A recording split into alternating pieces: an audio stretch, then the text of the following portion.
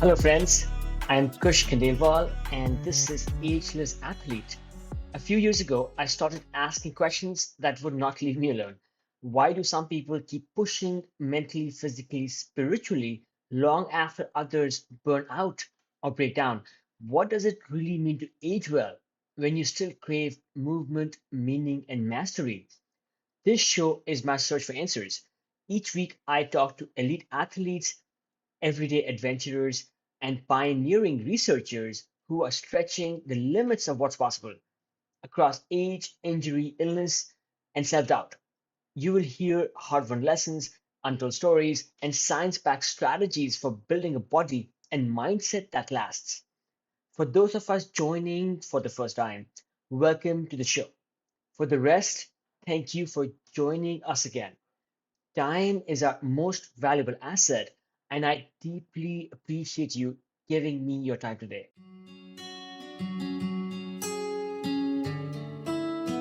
Happy New Year! It's 2026. I want to start this episode somewhere very specific. I was in Delhi, in India, the place I was born, and I was here over the holidays. Over the last couple of weeks, I ate a lot of very good food.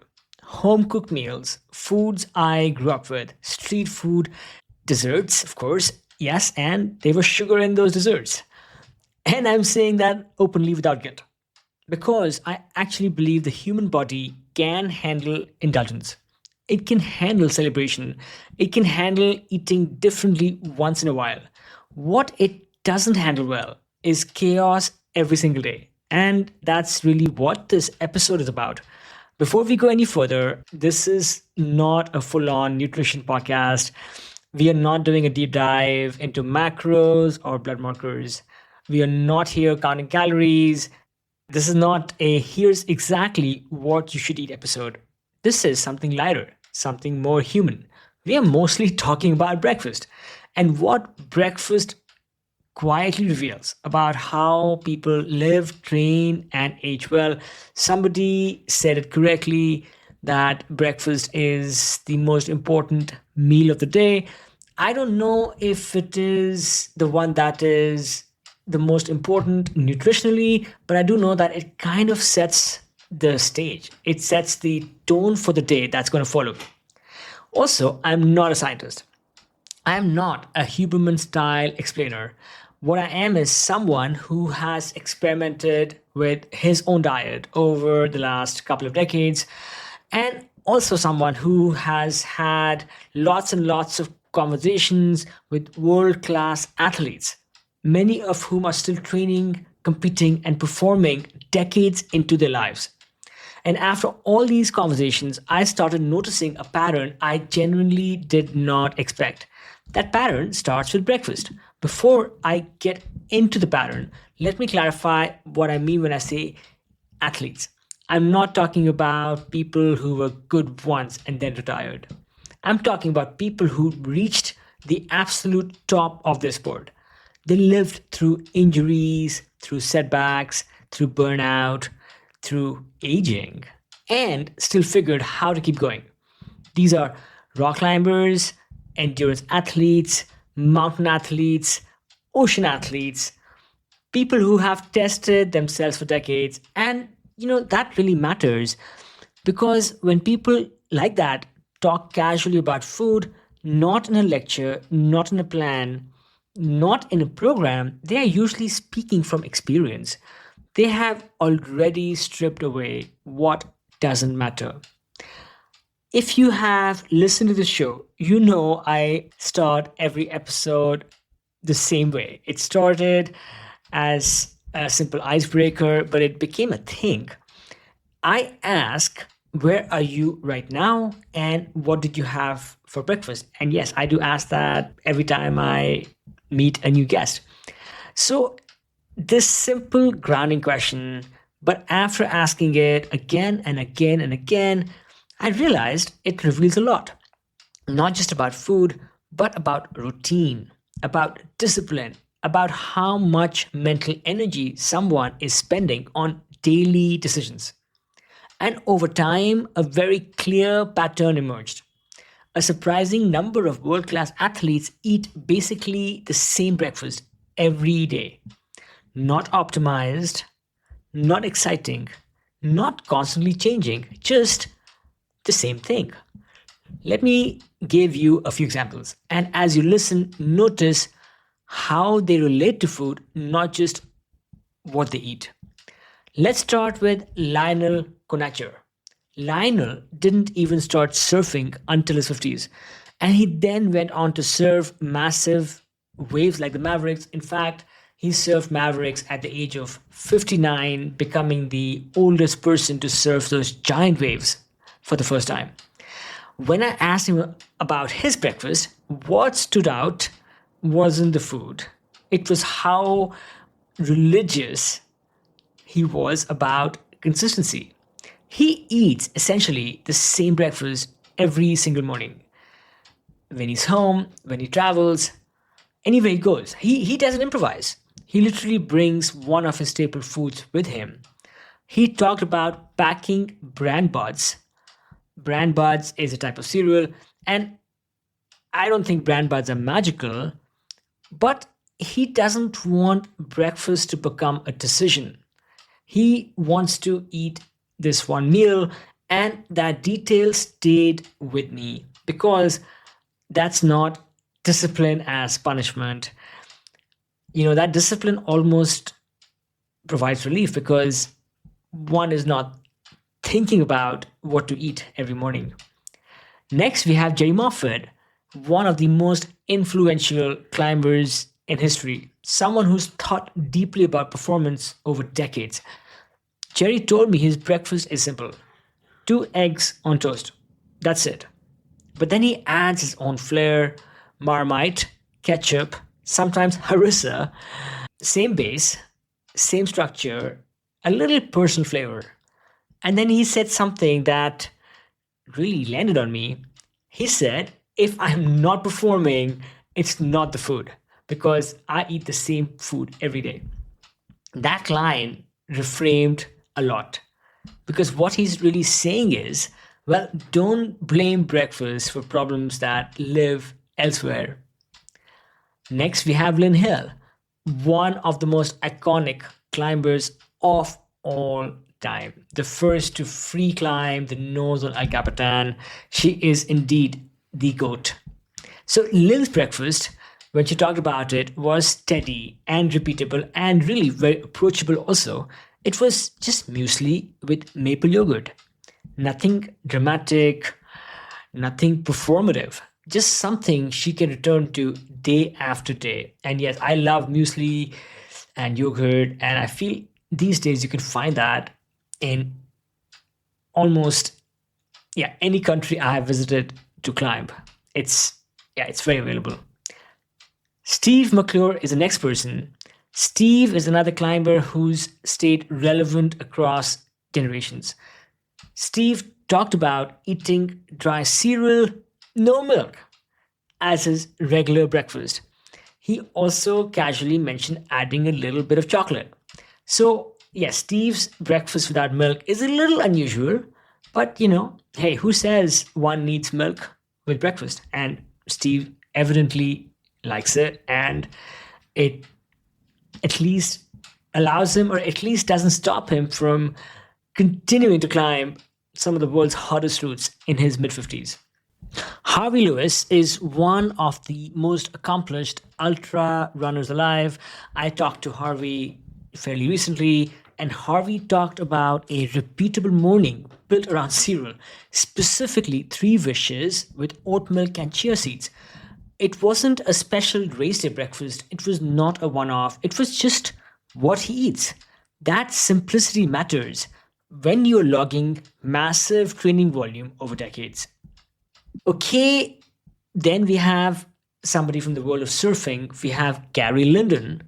Gary Linden founded the world's first big wave world tour and has been surfing for 6 decades, and he's in his 70s, still surfing big waves. He described a repeatable breakfast built around cereal, milk, and fruit, and some protein powder. Something he could eat every day without thinking. No drama, no constant tweaking. Food wasn't where he was spending his emotional energy. Finally, we have Kitty Calhoun. Kitty is a legendary alpinist, still climbing and moving strongly in her 60s. What stood out to me with Kitty was how intentional yet simple her diet was. She eats the same foods every day. When we chatted, we did not get into her breakfast extensively, but she had a simple protein bar, a builder bar as she went to climb for that day. The idea is to not overcomplicate, think about food as something which is part of your life, not something your life should revolve around. What's the takeaway from all of this? It's not to copy anyone's breakfast. The point is this: the best athletes tend to build a default, a baseline. They don't outsource energy to daily decisions about food. They solve breakfast and then they move on with their day. And once I noticed that pattern in them, well, I could not unsee it in myself. Let me talk about my own pattern for a moment. Many of you know I've been living in a van, and you would think that living in a van would make eating worse. Smaller fridge, less storage, less flexibility perhaps, but honestly, the opposite happened. Over the last year, I think my diet actually has gotten better because I have everything I need and really nothing I don't. My vegetables are right there. My spices are right there. My dry goods, oil supplements, all within arm's reach. And I cook more now than I ever did when I lived in a house. This lines up perfectly with something James Clear talks about.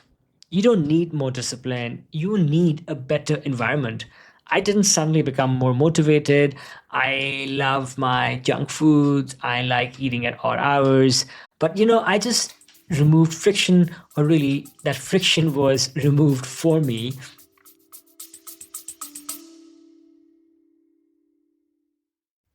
Friends, it means a lot that you're here.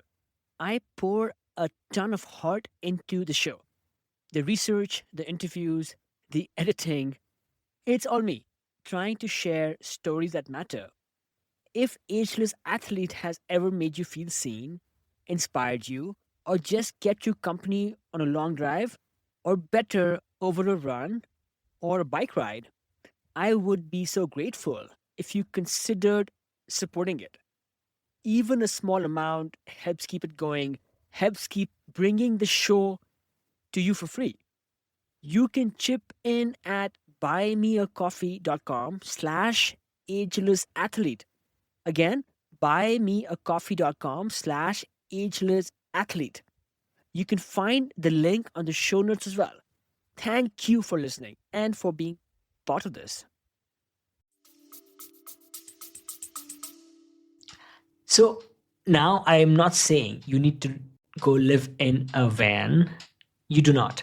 But you can design your environment so that your default breakfast is easy.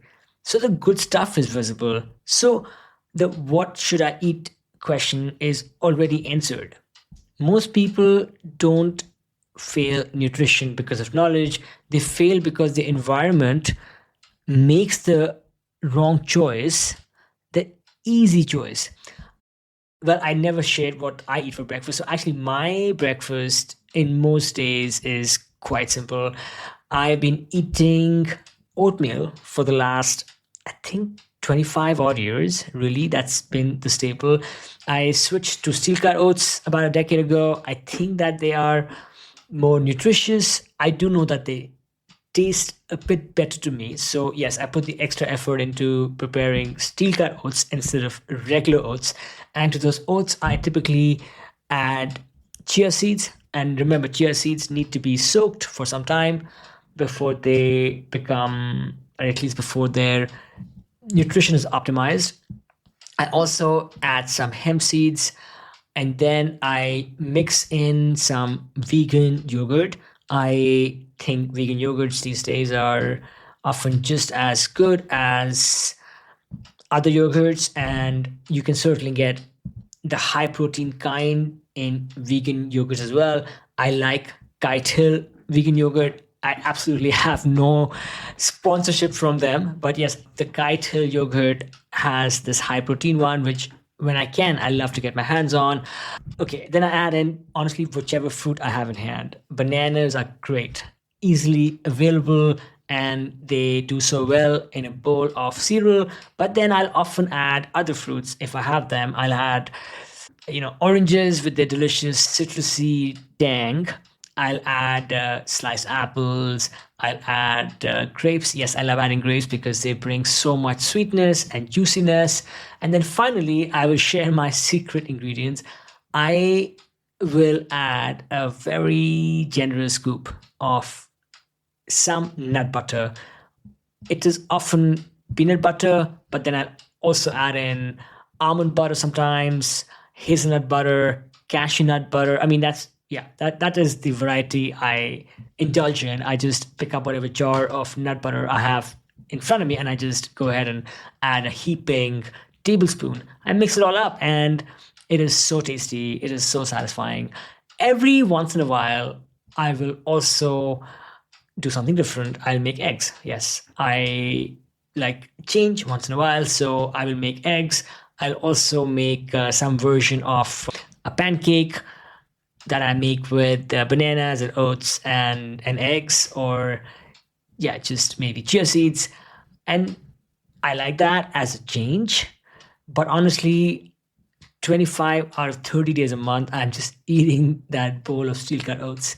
I love it. Oh, of course, I do love my coffee. Yes, I also have this habit or this ritual that I'm obsessed with, which is I love to make my coffee in this slow, old-fashioned way, pouring the coffee over, and that ritual and the breakfast, it's just so important to me. And yes, there is consistency there, which I think is a performance tool, but I also enjoy not having to make a decision about what I eat in the morning. So I also want to add in one more thing, something that I think really gets said clearly. Not all processed foods are bad. I use high quality energy bars. I use protein drinks. They are incredibly helpful when I'm climbing all day, when I'm bicycling, when I'm traveling, or just when hunger hits and cooking isn't realistic. Maybe I am in the middle of a day, so I will typically eat, I would say, one energy bar every couple of days, and then I usually drink some kind of a pea protein drink, I think almost every day. Yes. Having that bit of processed addition to my diet, that I don't think that's failing. That's making a decent choice in real life. And this isn't about purity, it's about intention. It's about being or really doing the best I can. All right, I want to zoom out for a few minutes. I know this episode is mostly about breakfast, and I want to keep it human and grounded. But once you start paying attention to breakfast, especially among athletes who have lasted, you inevitably bump into a bigger question underneath it. What actually supports performance over time? And before I say anything else, I want to be clear about where I'm coming from. I am not a scientist. I am not a researcher. I am not a Huberman style explainer. What I am is a very curious learner and someone who's become increasingly invested in looking after myself as I get older. I like to experiment, I take notes, I talk to people who know more than I do, and I try to keep what works. This is the important part. And yes, that's it. Honestly, my relationship with food has changed a lot over the years. Jogging back a bit, in my 20s, I was a bit of a gym head. I lifted heavy, I bulked up, I was about 25 pounds heavier than I am today. I, yes, ate a lot of meat. I did protein shakes. I lived squarely in that gym culture world. And then about 15 years ago, things shifted. As I got deeper into climbing and surfing, lifting iron mattered less, and my sports, performance, movement, and well, feeling good all day started mattering more. And then moving on, about 8 or 9 years ago, I stopped eating meat and became vegetarian. So I have lived a few different nutrition identities. Okay, so that brings me to protein. For years, I assumed I was getting enough. I cook, I eat well, I'm active, so I never really questioned it. Then, a couple of years ago, while dealing with some health questions, I worked with a dietitian. We did something very simple. We actually calculated how much protein I was eating in an average day. And I remember looking at the number and thinking, that cannot be right. I was getting about 50 grams of protein a day. For my body weight, about 145 pounds, that's not enough to support recovery, strength, or muscle retention as I age. When we did the math properly, a more appropriate target for me was closer to 100 grams of protein every day. So I wasn't slightly off. I was at about half of what I needed, and that gap explained a lot. Slower recovery, lingering soreness, and maybe less resilience. So I adjusted, not obsessively, definitely not perfectly, maybe a little bit intentionally. Now, here's when things get confusing for a lot of people. Because when you start talking about protein, you immediately hear a very loud number in popular fitness culture: 1 gram of protein per pound of body weight. That number is everywhere: gyms, social media, supplements, and for a long time, I assumed that was the gold standard. But what I learned is that this number isn't really coming from mainstream nutrition science.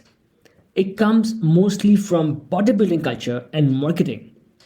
It is simple, it is easy to remember, and it sells protein. Now, contrast that with government guidelines. If you look at something like the recommended dietary allowance, the RDA, the number is much lower, roughly zero point 0.8 grams per kilogram or about 0.36 grams per pound. But here's the key thing most people miss: that number is not an optimal target. It is a minimum designed to prevent deficiency in the general population. It's basically the don't fall apart number. So it is too low for active people. And 1 gram per pound is often more than most everyday athletes actually need. So, where does the science land? This is where my conversation with EC Sinkowski helped bring clarity. What I appreciated about EC's approach is that it cuts through both extremes. Her recommendation lands about zero point 0.7 grams of protein per pound of body weight for active people. For me, that's right around 100 grams per day, and that number isn't random. Across a lot of training research, benefits for strength, recovery, and muscle retention tend to plateau around that range, meaning getting up to that level matters. Going far beyond it often doesn't add much. That felt sane to me. It seemed enough without chasing excess. But here's the other piece that gets lost when protein becomes the headline. Protein matters, but it's not the whole story. When protein dominates the conversation, micronutrients quietly disappear. Vitamins, minerals, and all the plant compounds that don't get marketed but do real work. This stuff supports energy, immunity, bone health, connective tissue, all the things that actually keep aging athletes moving. You can hit a protein target every day and still feel flat if the rest of your diet is thin. Protein doesn't replace micronutrients. That's why I like framework that emphasize real food volume, especially fruits and vegetables. Not because it's trendy, but because that's where micronutrients live. So this is how it shows up for me now. I plan meals protein forward and veggie forward, and I don't stress about carbs. They take care of themselves. I still use protein drinks and bars, but I see them as tools, not the foundation. The foundation is still real food, And again, my goal isn't perfection. The goal is eating in a way that supports the life I want to keep living year after year, and being able to rock climb and surf and mountain bike and generally, yeah, live my best life. So honestly, that brings us right back to breakfast, because when breakfast is simple, repeatable, and nourishing, everything else gets easier. Not perfect, just easier. So the framework is simple: eat enough protein to support muscle, eat a lot of vegetable, and that's it. And the carbs, I mean, I eat some kind of carb in every meal, so I'm never worried about not getting the right carbs. The important thing for me is to have some protein and some vegetables with each meal. So that now means planning meals, protein forward and veggie forward, and letting, yes, like I said, letting those carbs fill themselves in naturally. So, yes, I know that this episode was going to be about breakfast, but I just wanted to be a little more transparent about how I eat through the day. And if you want the deeper explanation, including the research behind EC's nutrition framework, I think, yes, that episode is worth revisiting. I want to add actually a little bit more detail about my own diet, and this is personal. Like I mentioned before, I eat vegetarian, in fact, mostly vegan, except for eggs and sometimes fish. I stopped eating meat about 8 or 9 years ago, and to be honest, that transition wasn't easy. I missed the taste, I missed the convenience. I honestly really missed the ability to go out with my friends and eat all the same meat dishes they were eating. But on a personal level, I don't feel deprived. I get protein from tofu, seitan, lentils, dals, pea soups, all loaded with vegetables. I've found, like I said, great dairy substitutes. I'm not a big cheese person, but I do like having some kind of nut milk when I make an Indian chai style chai, and that happens every once in a while. I find actually for my Indian chai, I used to use almond milk, but I have recently switched to soy milk because I learned that soy milk actually has a lot of protein. So, soy milk is a good way to get protein in your diet if you are already needing to consume some kind of milk in your day. I also mentioned, yes, there are great vegan yogurts, including Greek style yogurts, that are genuinely rich and satisfying. I also believe that it is okay to embrace technology. And the Instant Pot and air fryer in my kitchen honestly changed my life. In fact, if there's one thing I miss in my van's tiny kitchen, it is not having an air fryer. I have this great two burner induction stove that I love, and I also actually have an Instapot, but that air fryer would really up level my cooking game. Anyway, so since getting the Instapot and the air fryer, when I first got it, I was still living in a house. I rediscovered dals and soups and learned how to make them healthier by just adding gobs of vegetables. And it is true, getting enough protein as a vegan does take intention. I still miss the mark some days, but I am often close. And that has made a real difference in recovery and consistency. I can feel it. So let me land this back where we started. Over the holidays, you might have eaten differently. That's okay. The body can handle celebration.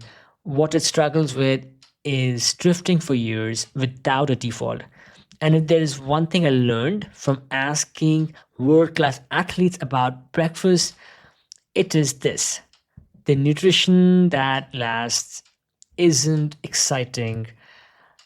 It is not even that complicated, but it is repeatable. So here's the question I will leave you with: What's your default breakfast? What's the meal that makes your life easier, not harder? I would actually really love to know. You can email me at kush@agelessathlete.co.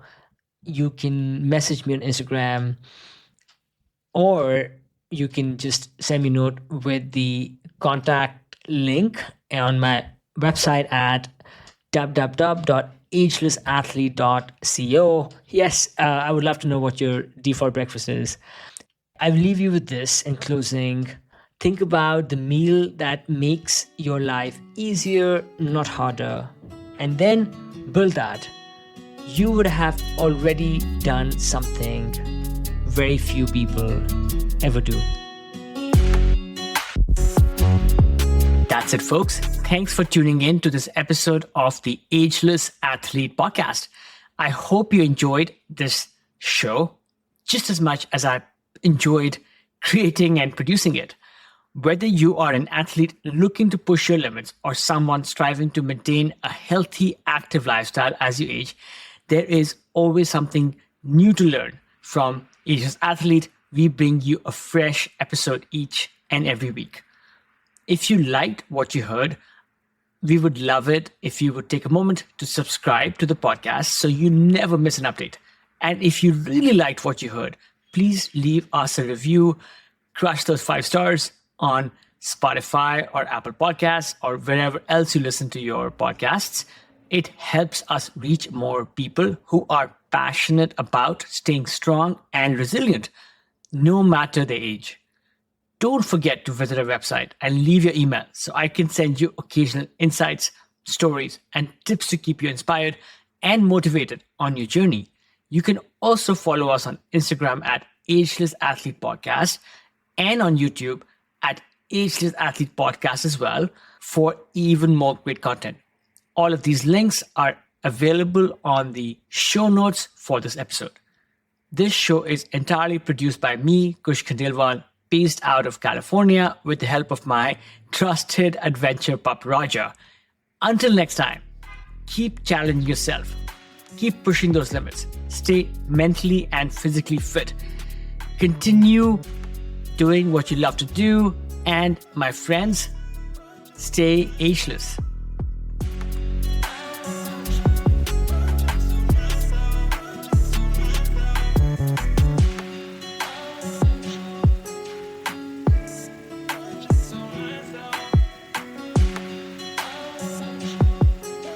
Friends, this is not an ad. This is just a quick message to those amongst us who are listening to Ageless Athlete podcast for the first time. I would love it if you would hit subscribe and follow on your favorite podcast app, whether it's Apple Podcast or Spotify or Stitcher or Overcast or what have you.